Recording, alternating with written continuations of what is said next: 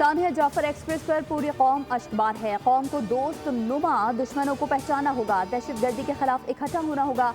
Zarar company ने मुश्किल सूरत हाल में बेहतरीन कारकर्दगी से 339 जानों को बचाया।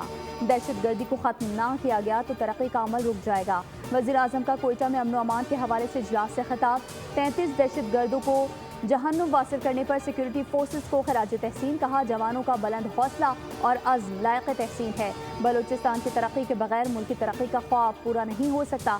हमारा मशरक़ी दुश्मन जहर उगल रहा है। जिस तरह मीडिया पर पेश किया गया वो नाकाबिल बयान है। इजलास में साबिक निगरान वज़ीर आज़म अनवारुल हक काकड़, मुस्तफ़ा कमाल और दीगर मौजूद थे।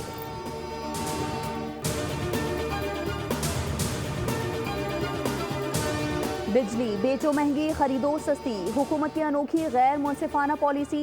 नए सोलर सार्फिन के लिए बुरी खबर। नेट मीटरिंग के तहत बिजली की खरीदारी की शरह 27 से कम करके सिर्फ 10 रुपये फी यूनिट मुकर्रर। वज़ीर ख़जाना मोहम्मद औरंगज़ेब की ज़ेर सदारत इक़्तिसादी राब्ता कमेटी इजलास में नेट मीटरिंग क़वानीन में तरमीम। एलामी के मुताबिक मौजूदा नेट मीटरिंग सार्फिन के मुआहदे पुराने नरखों के मुताबिक रहेंगे।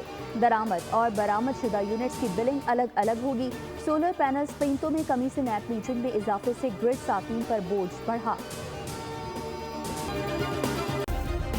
सब्सक्राइब करें और बेल दबाएं ताकि कोई खबर रह न जाए।